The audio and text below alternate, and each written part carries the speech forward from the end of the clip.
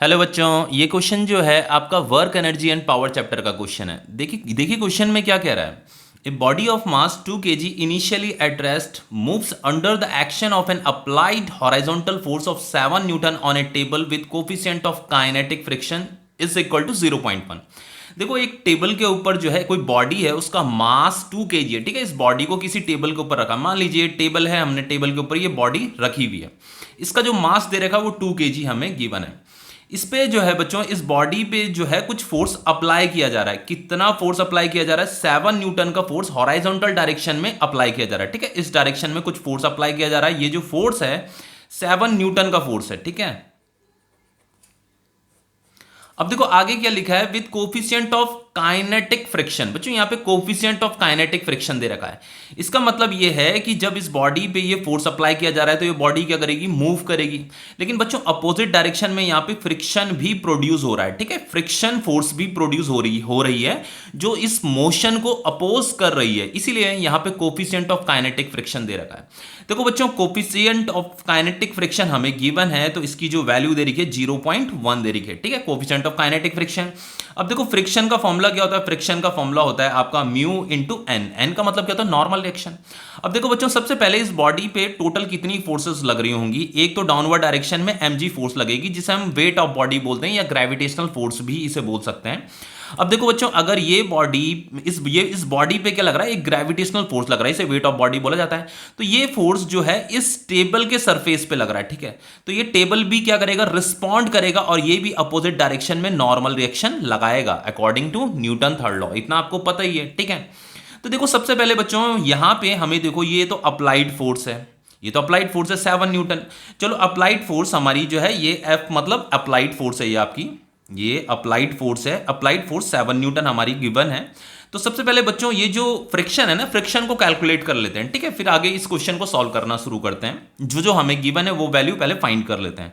देखो फ्रिक्शन हो जाता है आपका म्यू इंटू एन। तो फाइनली हम फ्रिक्शन को ऐसे भी लिख सकते हैं। देखो म्यू एन की जगह में हम एम इंटू जी लिख सकते हैं। देखो क्यों लिख सकते हैं अभी बताता हूं। देखो बच्चों, एक फोर्स, दो फोर्स इधर भी लग रही है, फ्रिक्शन ऊपर, ये 4 फोर्स लग रही है इस पे। बॉडी किधर मूव कर रहा है? इधर मूव कर रहा है। ये अप्लाइड फोर्स जो लग रहा है ना, इसी डायरेक्शन में मूव कर रहा है, सपोज करके बॉडी। ठीक है, अब देखो बच्चों, बॉडी ना तो ऊपर मोशन कर रहा है ना तो नीचे मोशन कर रहा है। इस डायरेक्शन में तो मोशन नहीं कर रहा है, बॉडी तो इस वाली लाइन में मोशन कर रहा है। ठीक है, इधर। अब देखो बच्चों, क्योंकि इधर तो मोशन नहीं कर रहा है, तो ये दोनों फोर्स क्या होती है? बैलेंस्ड होती हैं एक दूसरे को, मतलब ये बैलेंस करती रहती है। तो ये जो नॉर्मल रिएक्शन होता है ये mg के ही इक्वल होता है। ठीक है, ये दोनों फोर्स एक दूसरे के इक्वल एंड अपोजिट होती है, इसीलिए यहाँ पे नॉर्मल रिएक्शन की जगह में मैंने mg लिखा हुआ है। तो फाइनली जब हम इसे कैलकुलेट करेंगे तो म्यू का वैल्यू कितना दे रखा है बच्चों? 0.1 दे रखा है। मास कितना दे रखा है? 2 kg दे रखा है। और यहाँ पे g का वैल्यू कितना होता है? 9.8 होता है। ठीक है, अब अगर मैं इसका मल्टीप्लाइकेशन करता हूं तो इसका जो मल्टीप्लाइकेशन आता है बच्चों, इसका जो मल्टीप्लाइकेशन आता है, 1 मिनट मैं कैलकुलेटर से करके बताता हूं।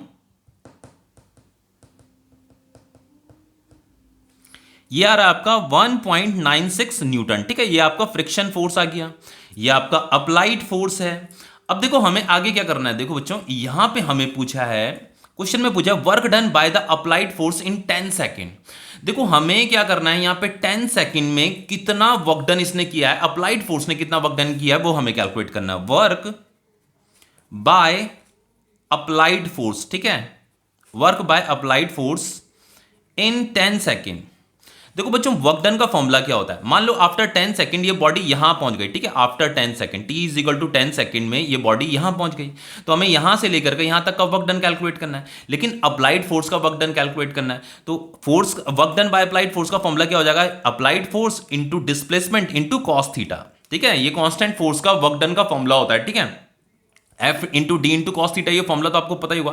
लेकिन बच्चों हमारे पास यहाँ पे डिस्प्लेसमेंट नहीं है। अप्लाइड फोर्स तो हमारे पास है 7 न्यूटन, ये थीटा भी कैलकुलेट हो जाएगा इजीली। लेकिन ये डिस्प्लेसमेंट हमारे पास नहीं है कि आफ्टर 10 सेकेंड इस बॉडी ने कितना डिस्प्लेसमेंट किया। तो सबसे पहले बच्चों हमें यहाँ पे डिस्प्लेसमेंट को कैलकुलेट करना पड़ेगा। ठीक है, अब देखो डिस्प्लेसमेंट कैलकुलेट करने के लिए हमारे पास एक्सेलरेशन भी होना चाहिए। क्या होना चाहिए? हमारे पास एक्सेलरेशन भी होना चाहिए। देखो अगर मैं डिस्प्लेसमेंट फाइंड करता हूं तो डिस्प्लेसमेंट काइनेमेटिक इक्वेशन लगाएंगे, s is equal to u t plus half a t का स्क्वायर। अब देखो यहाँ पे टाइम मुझे आफ्टर 10 सेकेंड इस डिस्प्लेसमेंट को फाइंड करना है, तो डिस्प्लेसमेंट इस वाली इक्वेशन से फाइंड हो जाएगा। एस का मतलब डिस्प्लेसमेंट होता है, तो चलो इसे यहाँ पे डी लिख देते हैं।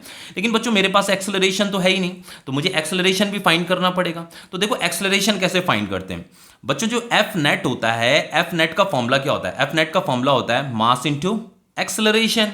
तो बच्चों ये जो बॉडी जो मूव कर रही है ना, ये नेट फोर्स की वजह से मूव कर रही है। देखो जैसे मान लो ग्राउंड में ये बॉडी रखी है, इस डायरेक्शन में जो फोर्स लग रहा था 7 न्यूटन का फोर्स लग रहा था, और इस डायरेक्शन में फ्रिक्शन फोर्स भी लग रही है। फ्रिक्शन फोर्स कितनी लग रही थी बच्चों? ये 1.96 न्यूटन लग रही थी, ठीक है, 1.96 न्यूटन लग रही थी। अब बच्चों आप खुद बताइए, अगर ये बॉडी मूव करेगी तो ये बॉडी कितना नेट फोर्स की वजह से मूव करेगी? हम देखो ये फोर्स दोनों अपोजिट डायरेक्शन में लग रहे हैं, तो हमें इन दोनों को क्या करना पड़ेगा? सब्ट्रैक्ट करना पड़ेगा। तो बच्चों जो एफ नेट होता है, जो नेट फोर्स होगी ना, यहां पे के लिए नेट फोर्स की जरूरत हमें पड़ रही है इस एक्सेलरेशन को कैलकुलेट करने के लिए, क्योंकि मास इनटू एक्सेलरेशन जो फॉर्मूला होता है ना, ये एफ नेट का फॉर्मूला होता है। अब देखो यहां पे देखो एफ नेट कैसे कैलकुलेट करेंगे? ये वाली अप्लाइड फोर्स माइनस ये जो फ्रिक्शन फोर्स है, क्योंकि बच्चों ये अपोजिट डायरेक्शन में लग रही है ना, इसीलिए हमें सब्ट्रैक्ट करना पड़ रहा है। तो इस बॉडी पे जो नेट फोर्स लग रहा है उसे फाइंड करने के लिए हमें इन्हें सब्ट्रैक्ट करना पड़ेगा। तो जब हम इन्हें सब्ट्रैक्ट करेंगे तो सब्ट्रैक्ट करने पे यहाँ पे जो एफ नेट मिलेगा वो मिलेगा हमें 5.04। समझ रहे हो? तो ये एफ नेट है। तो बच्चों यहीं पे लिख देता हूं, ये जो एफ नेट आ रहा है आपका, ये 5.04 आ रहा है। तो इस एफ नेट फोर्स की वजह से ये बॉडी क्या कर रही है? मूव कर रही है। एक्चुअल में हो क्या रहा था? फोर्स तो 7 न्यूटन का लग रहा था, लेकिन बच्चों अपोजिट डायरेक्शन में ये फ्रिक्शन भी तो लग रही है। देखो ये फ्रिक्शन भी लग रही है 1.96 न्यूटन। तो ये 1.96 न्यूटन क्या कर रहा है? इस मोशन को अपोज कर रहा है। मतलब ये जो 7 न्यूटन का फोर्स है ना, इसका इफेक्ट थोड़ा कम हो जाता है। तो फाइनली यहां पे जो फोर्स लग रहा है नेट, एफ नेट जो है, नेट फोर्स इतना ही लग पा रहा है। अब देखो हमें यहाँ पे एक्सेलरेशन फाइंड करना, उसे यहाँ पे पुट करेंगे। तो एफ नेट कितना दे रखा बच्चों? ये 5.04 दे रखा है। मास कितना दे रखा था? 2 kg दे रखा था। एक्सेलरेशन हमें फाइंड करना है, तो एक्सेलरेशन इज इक्वल टू हो जाएगा आपका 5.04 डिवाइडेड बाय, ये हो जाएगा आपका 2। अब देखो बच्चों इसे यहां पे ये जो जब हम इसे डिवाइड करेंगे तो कितना आएगा आपका? 2 2 4, 2 5 10, 2 2 4, ये 2.52 मीटर पर सेकंड स्क्वायर आ रहा है, ठीक है। ये आपका एक्सेलरेशन आ गया। इस एक्सेलरेशन को हम यहां पुट कर देंगे। तो देखो हमें डिस्प्लेसमेंट फाइंड करना था। इनिशियल वेलोसिटी, यू का मतलब क्या था? Initial velocity. तो स्टार्टिंग में तो ये बॉडी क्या थी? रेस्ट में थी। देखो बॉडी यहां क्वेश्चन में लिखा हुआ है, a body of mass 2 kg initially at rest. तो स्टार्टिंग में इस बॉडी का जो इनिशियल वेलोसिटी था वो 0 था, ठीक है। तो इनिशियल वेलोसिटी तो 0 हो जाएगा इंटू टी, ये 0 इंटू टी 0 ही हो जाएगा बच्चों। वैसे टाइम यहाँ पे हमें पता है, आफ्टर 10 सेकंड हमें फाइंड करना है, ठीक है। आफ्टर ये 10 सेकंड हमें फाइंड करना है यहाँ पे का डिस्प्लेसमेंट। तो चलो यहाँ टी की जगह मैं 10 ही लिख देता हूँ, इसमें तो 0 ही हो जाना है फाइनली। 1/2 इंटू एक्सेलरेशन कितना है? ये 2.52 है। टाइम कितना है आपका? 10 इंटू ये 10, ठीक है, 10 का होल स्क्वायर। टी कितना है? 10 है। तो देखो ये तो 0 हो जाएगा आपका, इससे तो हमें कोई लेना देना नहीं है। तो डिस्प्लेसमेंट इज इक्वल टू हो जाएगा आपका 2. रुको बच्चों, देखो ये 2.52 है, 2.52 इंटू ये 10 10 जा 100 है, ये डिवाइडेड बाय 2। तो बच्चों ये फाइनली कितना हो जाएगा? ये 252 हो जाएगा, डिवाइडेड बाय 2। ये हो जाएगा आपका 2 1 जा 2, 2 2 जा 4 एंड 2 6 जा 12। डिस्प्लेसमेंट कितना आ रहा है बच्चों? 126 इतना मीटर आ रहा है डिस्प्लेसमेंट। अब देखो आगे क्या करेंगे हम यहाँ पे हमारे पास हमें work done by applied force form calculate करना था। इसका फॉर्मूला ये एफ डी कॉस थीटा, ठीक है। तो देखो इसे करते हैं। देखो हमें यहाँ पे ये work done by applied force calculate करना है। वर्क बाय अप्लाइड फोर्स, ठीक है, इन 10 सेकेंड। बच्चों इसका फॉर्मूला क्या होता है? F into D into cos theta. Applied force into displacement into cos theta.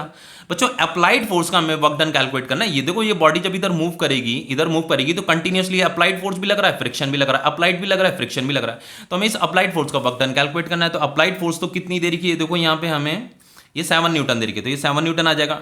Displacement अभी हमने जस्ट फाइंड किया है 126 मीटर। अब देखो बच्चों ये जो थीटा होता है, थीटा का मतलब अप्लाइड फोर्स और डिस्प्लेसमेंट दोनों अगर सेम डायरेक्शन में है, देखो अप्लाइड फोर्स भी इसी डायरेक्शन में है और डिस्प्लेसमेंट भी इसी डायरेक्शन में हो रहा है बॉडी का, तो दोनों सेम डायरेक्शन में है। तो दोनों सेम डायरेक्शन का मतलब दोनों में जो एंगल बन रहा है वो 0 डिग्री का एंगल बन रहा है। तो थीटा की जगह में क्या आ जाएगा? cos 0 डिग्री आ जाएगा बच्चों। तो ये 7 इंटू 126 इंटू cos 0 डिग्री की वैल्यू कितनी होती है? 1 होती है, ठीक है। तो ये 7 इंटू 126 कितना होगा बच्चों? ये 7 6 42, 7 2 14, ये यहाँ पे 8 आएगा और ये 7 7, ये फिर 8 आएगा, 882 जूल आ जाएगा, ठीक है आपका। ये work done by applied force है। देखो वर्क डन बाय फ्रिक्शन भी हमें कैलकुलेट करना है। तो वर्क बाय फ्रिक्शन, बच्चों देखो फॉर्मूला क्या होता है, वर्क डन बाय फोर्स का फॉर्मूला होता है आपका एफ डी कॉस थीटा।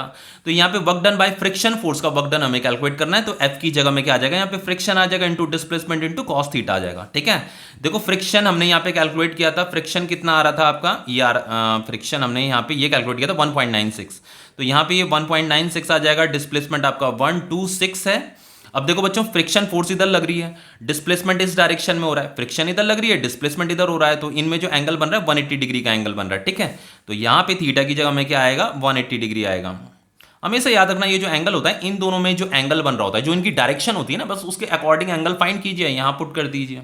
तो ये फाइनली कितना हो जाएगा बच्चों, देखो ये तो cos 180 डिग्री की वैल्यू नेगेटिव होती है, नेगेटिव 1.96 इंटू 126। इसे कैलकुलेटर से सॉल्व करके बताता हूँ बच्चों।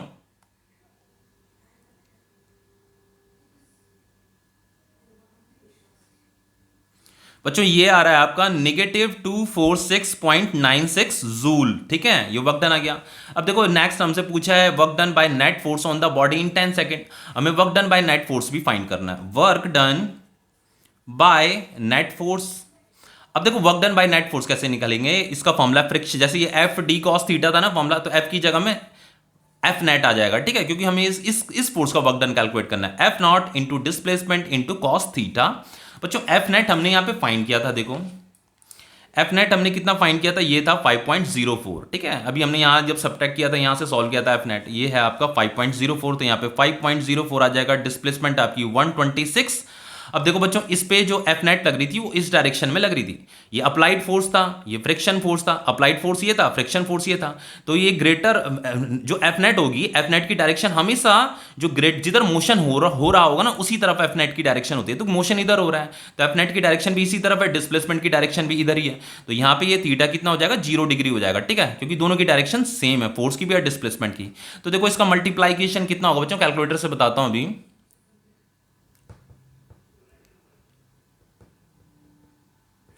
बच्चों ये आ रहा है आपका 635.04 जूल। अब cos 0 डिग्री की वैल्यू तो 1 होती है बच्चों, इंटू 1 उतना ही हो जाएगा। ठीक है, ये जूल आ गया। अब देखो हमें ये change in kinetic energy of body भी निकालना है। तो बच्चों चेंज इन काइनेटिक एनर्जी कैसे निकालते हैं, change in kinetic energy, change in kinetic energy निकालते हैं final kinetic energy minus initial kinetic energy. समझ रहे हो, देखो जैसे यहाँ पे ये बॉडी थी बच्चों, ये जैसे बॉडी थी, ये टेबल के ऊपर रखी थी, तो ये यहाँ पे अभी तो स्टार्टिंग में रेस्ट में थी, तो इसकी इनिशियल वेलोसिटी 0 थी। और जब वो यहाँ पे पहुंची होगी तो यहाँ पे इसकी फाइनल वेलोसिटी कुछ रही होगी। तो बच्चों ये बॉडी मूव कर रही है, तो अगर बॉडी मूव कर रही है तो उसके पास वेलोसिटी है, तो इसका मतलब उसके पास काइनेटिक एनर्जी है, क्योंकि काइनेटिक एनर्जी के फॉर्मूले में क्या आता है, हाफ एम वी स्क्वायर है ना, तो वेलोसिटी भी आता है। तो किसी बॉडी के पास अगर वेलोसिटी है तो उसके पास काइनेटिक एनर्जी भी होगा। लेकिन स्टार्टिंग में तो ये रेस्ट में थी, इसका मतलब इसका काइनेटिक एनर्जी जो स्टार्टिंग का जो इनिशियल काइनेटिक एनर्जी था वो 0 था। ठीक है, ये फाइनल काइनेटिक एनर्जी है, ये इनिशियल काइनेटिक एनर्जी है। तो इनिशियल काइनेटिक एनर्जी यहाँ पे की जब ये यहाँ पे थी, फाइनल काइनेटिक एनर्जी जब ये यहाँ पहुंच गई। ठीक है, अब देखो बच्चों यहाँ पे से कैलकुलेट करते हैं, हाफ इंटू एम मास कितना दे रखा है, 2 kg दे रखा है। ये फाइनल वेलोसिटी तो हमारे पास है ही नहीं, यहाँ पे की फाइनल वेलोसिटी तो है ही नहीं कि ये जब after t is equal to 10 second में जब यहाँ पे पहुंची तो यहाँ पे की फाइनल काइनेटिक एनर्जी हमें निकालनी। तो यहाँ लिखा change in kinetic energy in 10 second. ठीक है, minus initial kinetic energy half into m 2 kg दे रखा। इनिशियल वेलोसिटी कितनी थी स्टार्टिंग में, 0, रेस्ट में थी बॉडी। अब देखो बच्चों हमें फाइनल वेलोसिटी फाइंड करनी है। ठीक है, जब ये यहां पहुंच गया था तो देखो कैसे फाइंड करेंगे इसे बच्चों। v इज इक्वल टू क्या होता है, u plus a t. Kinematic equation आपको पता होगी, v is equal to u plus a t होता है। तो v is equal to initial velocity तो 0 थी, एक्सेलरेशन बच्चों हमने कितना फाइंड किया था, 2.52 फाइंड किया था। ठीक है, एक्सेलरेशन कहां गया, एक्सेलरेशन ये रहा 2.52। ठीक है, तो ये आ गया आपका 2.52, टाइम कितना आपका 10 सेकंड है, तो ये v इज इक्वल टू हो जाएगा, ये 2.52 इंटू 10 कितना हो जाएगा 25.2। ठीक है, ये मीटर पर सेकंड, ये फाइनल वेलोसिटी आ गया। तो यहाँ पे आ जाएगा 1/2 इंटू 2 इंटू 25.2 इंटू 25.2 का होल स्क्वायर है। ठीक है, तो ये 2 से 2 कट जाएगा, बस इनका मल्टीप्लाइकेशन करना हमें। तो बच्चों इनका जो मल्टीप्लाइकेशन आता है वो आता है आपका 635.04 जूल आता है। ठीक है, इनका मल्टीप्लाइकेशन। तो ये क्वेश्चन आपका कंप्लीट हो गया। ओके।